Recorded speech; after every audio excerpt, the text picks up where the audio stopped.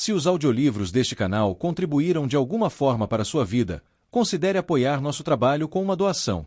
Sua contribuição é essencial para que possamos continuar produzindo e compartilhando conteúdo de qualidade. O link para a doação via Pix está disponível na descrição. Obrigado. Capítulo 42. Mais forte que sangue. Mais uma vez, Gavin sentou-se no pequeno e simples aposento de Egwene. Estava exausto, o que não era surpreendente, considerando tudo o que havia passado, incluindo as curas. Sua atenção foi consumida pela nova consciência dentro dele.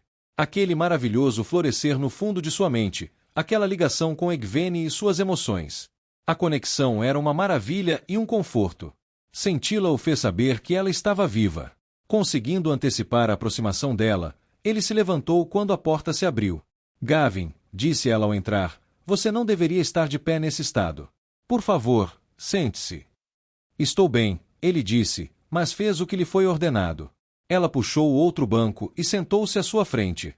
Estava calma e serena, mas ele sentia que ela estava sobrecarregada pelos acontecimentos da noite. Os servos ainda lidavam com as manchas de sangue e os corpos, enquanto Shubai mantinha a torre inteira em alerta, verificando cada uma das irmãs. Uma outra assassina havia aparecido. Eles haviam perdido 2 soldados e um guardião que a mataram. Sim, ele conseguia sentir a tempestade emocional dela por trás daquele rosto calmo. Nos últimos meses, Gavin começara a pensar que talvez as Aes Sedai tivessem aprendido a não sentir absolutamente nada. O vínculo lhe dava prova do contrário. Egwene sentia, ela simplesmente não deixava que as emoções a afetassem. Olhando para o rosto dela e sentindo a tempestade interior, Gavin recebeu, pela primeira vez, outra perspectiva sobre o relacionamento entre a Guardiã e as Aes Sedai. Guardiões não eram apenas guarda-costas, eram eles, os únicos, que viam a verdade do que acontecia dentro das Aes Sedai. Por mais proficientes que as Aes Sedai se tornassem em esconder emoções, sua guardiã sabia que havia mais do que a máscara. Você encontrou Mezana? Ele perguntou. Sim, embora tenha demorado um pouco. Ela estava se passando por uma Aes Sedai chamada Danelli, da Aja Marrom. Nós a encontramos em seu quarto, balbuciando como uma criança. Ela já tinha se sujado. Não sei o que faremos com ela. Danelli. Eu não a conhecia. Ela era reservada, disse Egwene. E provavelmente foi por isso que Mezana a escolheu. Eles ficaram em silêncio por mais alguns instantes. Então, disse Egwene finalmente, como você se sente? Você sabe como me sinto, disse Gavin honestamente. Era simplesmente uma maneira de começar a conversa. Ele sorriu. Sinto-me maravilhoso. Incrível. Em paz. E preocupado. E ansioso. Como você. Algo precisa ser feito em relação ao Seanchan. Concordo. Mas não é isso que te preocupa. Você está incomodada com a forma como eu te desobedeci, e ainda assim sabe que foi a coisa certa a fazer. Você não desobedeceu, disse Egwene. Eu disse para você voltar. As tramas sobre a guarda do seu quarto não havia sido suspensa. Eu poderia ter estragado os planos, causado um tumulto e assustado os assassinos. Sim, ela disse. Suas emoções ficaram mais perturbadas. Mas, em vez disso, você salvou a minha vida. Como eles entraram? Perguntou Gavin. Você não deveria ter acordado quando a empregada disparou o alarme. Ela balançou a cabeça. Eu estava imersa no sonho, lutando contra Mezana. Os guardas da torre estavam por perto para ouvir os alarmes, disse Egwene. Todos foram encontrados mortos. Parece que os assassinos esperavam que eu viesse correndo. Eles tinham um dos membros escondido na sala de entrada para me matar depois que eu capturei os outros 2. Ela fez uma careta. Pode ter funcionado. Eu estava prevendo o Aja Negro, ou talvez um homem cinzento. Eu enviei um aviso. O mensageiro também foi encontrado morto. Ela o encarou. Você fez a coisa certa esta noite, mas isso ainda me preocupa. Nós daremos um jeito nisso, disse Gavin. Deixe-me protegê-la, Egwene, e eu a obedecerei em tudo mais. Eu prometo. Egwene hesitou, depois assentiu. Bem, preciso falar com o salão. Eles já devem estar prontos para arrombar minha porta e exigir respostas. Como poderia perceber que, por dentro, ela estava fazendo uma careta? Pode ajudar, disse ele, se você insinuar que meu retorno sempre fez parte do plano. Foi, disse Egwene. Embora o momento não tenha sido previsto. Ela hesitou. Quando percebi como Silviana havia formulado meu pedido para que você voltasse, fiquei preocupada que você não voltasse. Quase não consegui. O que fez a diferença? Tive que aprender a me render. É algo em que nunca fui bom. Egvene assentiu, como se entendesse. Vou deixar ordens para que uma cama seja trazida para este quarto. Sempre planejei que este fosse o posto do meu guardião. Gavin sorriu. Dormir em outro quarto. Por baixo de tudo, ainda restava um pouco da filha do conservador estalajadeiro. Egvene corou ao perceber seus pensamentos. Por que não nos casamos? Disse Gavin. Aqui mesmo, hoje mesmo. Luz, Egvene, você é a Mirlin. Sua palavra vale tanto quanto a lei em Tarvalon. Diga as palavras, e nos casaremos. Ela empalideceu. Estranho como isso a perturbaria naquela noite. Gavin sentiu uma pontada de ansiedade. Ela dissera que o amava. Ela não queria. Mas não, ele conseguia sentir as emoções dela. Ela o amava. Então por quê? Egvene parecia horrorizada ao falar.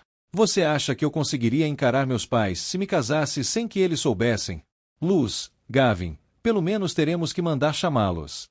E quanto a Elaine? Você se casaria sem contar a ela? Ele sorriu. Você tem razão, claro. Vou contatá-los. Eu posso. Egvene, você é o trono de Amirlin. O peso do mundo está sobre seus ombros. Deixe-me tomar providências. Muito bem, disse ela. Saiu, onde Silviana esperava. Ela tinha um de seus olhares furiosos para Gavin. Egvene mandou alguns servos buscarem uma cama para ele, então ela e seu guardião partiram, seguidos por 2 soldados de Shubain. Gavin gostaria de ter ido com ela. Ainda podia haver assassinos por perto. Infelizmente, ela estava certa em mandá-lo dormir. Ele estava com dificuldade para se manter em pé. Ficou de pé com as pernas bambas e então notou uma fila de corpos cobertos por lençóis do lado de fora. Eles não seriam removidos até que as irmãs tivessem a chance de examiná-los. Naquele momento, encontrar Mesana e procurar outros assassinos era mais urgente. Rangendo os dentes, ele se forçou a andar até lá e puxar o lençol, revelando os rostos sem vida de Selark e Mazone. O de Selark, infelizmente, sentado ao lado do corpo dele, completamente separado dele. Vocês se saíram bem, homens, disse ele. Vou garantir que suas famílias saibam que vocês salvaram a vida da Amirlin. Perder homens tão bons o deixava furioso. Queimem esse Seanchan, pensou ele. Egvene está certa sobre eles. Algo precisa ser feito. Ele olhou para o lado, para onde os 3 assassinos jaziam sob seus próprios lençóis, com os pés calçados em chinelos pretos aparecendo. 2 mulheres e um homem. Maravilha, pensou ele, e então foi até onde estavam. Os guardas o olharam enquanto ele puxava o lençol, mas ninguém o proibiu. Os Terangreal eram fáceis de identificar, embora apenas porque lhe tivessem dito o que procurar. Anéis idênticos de pedra negra, usados nos dedos médios das mãos direitas. Os anéis eram esculpidos no formato de uma videira com espinhos. Aparentemente, nenhuma das Aes Sedai os havia reconhecido pelo que eram, pelo menos não ainda. Gavin tirou os 3 anéis e os colocou no bolso. Lan sentia algo, uma nítida diferença nas emoções que lhe vinham à mente. Ele se acostumara a ignorá-las, assim como a mulher que elas representavam. Ultimamente, essas emoções haviam mudado. Cada vez mais, ele tinha certeza de que Ninaeve havia conquistado seu vínculo. Ele conseguia identificá-la pela forma como ela se sentia. Como alguém poderia não reconhecê-la, aquela sensação de paixão e gentileza? Parecia extraordinário. Ele olhou para a estrada. Ela serpenteava pela encosta de uma colina antes de virar direto para uma fortaleza distinta à frente. A fronteira entre Kandor e Arafel era marcada pelas fortalezas de Silverval, uma grande fortificação construída em 2 lados da passagem Firshon. Era uma fortaleza extremamente impressionante, na verdade, 2 delas, cada uma construída sobre a parede reta da estreita passagem em forma de cânion. Como 2 lados de uma enorme porta. Para atravessar a passagem, era preciso viajar uma distância considerável entre grandes muros de pedra cravejados de seteiras, o que seria eficaz para deter exércitos que se movessem em qualquer direção. Os da fronteira eram todos aliados. Mas isso não impediu os arafelenses de quererem uma bela fortaleza bloqueando o caminho até Shol Arbela. Acampados em frente a essa fortaleza, havia um grupo de milhares de pessoas, reunidas em grupos menores. A bandeira de Malkier, a garça dourada, tremulava sobre alguns dos grupos. Outros hasteavam bandeiras de Candor ou Arafel. Qual de vocês quebrou seu juramento? Lã perguntou, olhando para a caravana. Os homens ali balançaram a cabeça. Ninguém precisava quebrar o juramento, disse Andere. O que mais você faria? Atravessaria as terras partidas? As colinas descobertas? É aqui ou em lugar nenhum. Eles sabem disso. E então esperam por você. Lã rosnou. Provavelmente era verdade. Somos uma caravana, disse ele em voz alta. Lembrem-se, se alguém perguntar, podem admitir que somos Malquieri.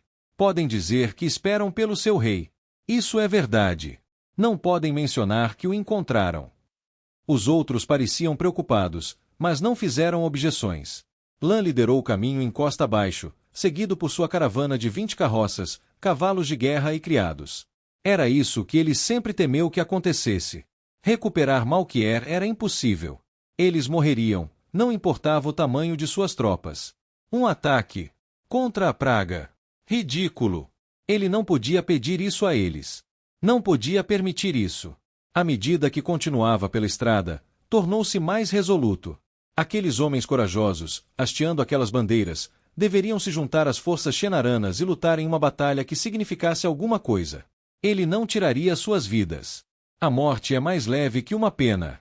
Hakim a atirara nele várias vezes durante a cavalgada. Ele seguirá Lã décadas antes, durante a guerra Aiel. O dever é mais pesado que uma montanha. Lã não estava fugindo do dever. Ele estava correndo em direção a ele. Mesmo assim, a visão dos acampamentos agitou seu coração ao chegar ao pé da encosta e então cavalgou em direção a ela. Os homens que aguardavam usavam trajes simples de guerreiro, adore no lugar, e as mulheres marcadas com sai na testa. Alguns homens usavam casacos com a coroa de ouro nos ombros, a marca da guarda real de Malquier. Eles só os teriam usado se seus pais ou avós tivessem servido naquela guarda. Era uma visão que teria feito Bukama chorar. Ele pensara que os Malquieri haviam desaparecido como povo, desfeitos, despedaçados, absorvidos por outras nações. No entanto, ali estavam eles, reunindo-se ao mais leve sussurro de um chamado às armas. Muitos eram mais velhos. Lã era apenas um bebê quando seu reino caiu, e aqueles que se lembravam daquele dia como homens estariam agora na 7ª ou 8ª década. Tinham cabelos grisalhos, mas ainda eram guerreiros e haviam trazido seus filhos e netos. Taishar Malquier, gritou um homem quando o grupo de Lã passou. O chamado foi repetido 2 dúzias de vezes quando viram seu adore. Ninguém pareceu reconhecê-lo. Presumiram que ele tinha vindo pelo mesmo motivo que eles. A última batalha chegou, pensou Lã. Devo negar-lhes o direito de lutar ao meu lado? Sim, ele devia. Melhor passar despercebido e sem ser reconhecido. Manteve o olhar para frente, a mão na espada, a boca fechada. Mas cada chamado de Taishar Malquier o fazia querer sentar-se mais ereto. Cada um parecia fortalecê-lo, empurrá-lo para a frente. Os portões entre as duas fortalezas estavam abertos, embora os soldados verificassem cada homem que passava. Lã deteve Mandarb, e seu povo parou atrás dele. Será que os arafelenses teriam ordens para vigiá-lo? Que outra escolha ele tinha se não seguir em frente? Dar a volta levaria semanas. Sua caravana esperou sua vez e então se aproximou do posto de guarda. Propósito? Perguntou o arafelense uniformizado, com cabelo trançado. Viajando para Falmorã, disse Lã. Por causa da última batalha. Vocês não vão ficar esperando aqui como os outros, disse o guarda, acenando com a mão enluvada para os Malquieri reunidos. Pelo seu rei. Eu não tenho rei, disse Lã suavemente. O soldado assentiu lentamente, esfregando o queixo. Em seguida, acenou para que alguns soldados inspecionassem as mercadorias nas carroças. Haverá uma tarifa sobre isso. Pretendo entregá-lo aos xenaranos para lutarem na última batalha, disse Lã. Sem preço. O guarda levantou uma sobrancelha. Você tem meu juramento, disse Lã suavemente, encontrando os olhos do homem. Sem tarifa, então. Taishar Malquier, amigo. Taishar Arafel. Lã instigou seu cavalo para a frente. Ele odiava cavalgar através das muralhas prateadas. Elas o faziam sentir como se 1000 arqueiros estivessem apontando para ele. Os Trollocs não passariam facilmente por ali, se os arafelenses fossem forçados a recuar tanto. Houve momentos em que isso aconteceu, e eles se mantiveram ali todas as vezes, como nos dias de Jacobim, o intrépido. Lã praticamente prendeu a respiração durante todo o caminho. Alcançou o outro lado, agradecido, e incitou Mandarba a seguir pela estrada nordeste. Aula Mandragora! Gritou uma voz, soando distante. Lan congelou. Aquele chamado viera de cima. Ele se virou, olhando para a fortaleza mais à esquerda. Uma cabeça estava saindo de uma janela. Louvada seja a luz, é você! Gritou a voz. A cabeça se abaixou para dentro. Lan sentiu vontade de fugir. Mas, se o fizesse, essa pessoa certamente chamaria os outros. Ele esperou. A figura saiu correndo por uma das portas da fortaleza. Lan o reconheceu, um menino ainda não adulto, vestido de vermelho e com um manto azul escuro. Kaizei Noramaga, neto da rainha de Kandor. Lorde Mandragora, disse o jovem, trotando. Você veio. Quando soube que a garça dourada havia sido erguida. Eu não levantei a bandeira, príncipe Kaizei. Meu plano era cavalgar sozinho. Claro. Eu gostaria de ir sozinho com você. Posso. Esta não é uma escolha sábia, Alteza, disse Lan. Sua avó está no sul. Presumo que seu pai governe em Kandor. Você deveria estar com ele. O que está fazendo aqui? O príncipe Kendral me convidou, disse Kaizei. E meu pai me convidou para ir. Nós dois planejamos cavalgar com você. Kendral também, perguntou Lan, horrorizado. O neto do rei de Arafel. Seus lugares são com seu povo. Nossos ancestrais fizeram um juramento, disse o jovem. Um juramento para proteger, para defender. Esse juramento é mais forte que sangue, Lorde Mandragora. É mais forte que vontade ou escolha. Sua esposa nos disse para esperarmos aqui por você. Ela disse que você poderia tentar passar sem nos cumprimentar. Como você me notou? Perguntou Lan, contendo sua raiva. O cavalo, disse Kaizei, acenando para Mandarba. Ela disse que você poderia se disfarçar, mas você nunca deixaria o cavalo. Queime aquela mulher, pensou Lan ao ouvir um chamado vindo da fortaleza.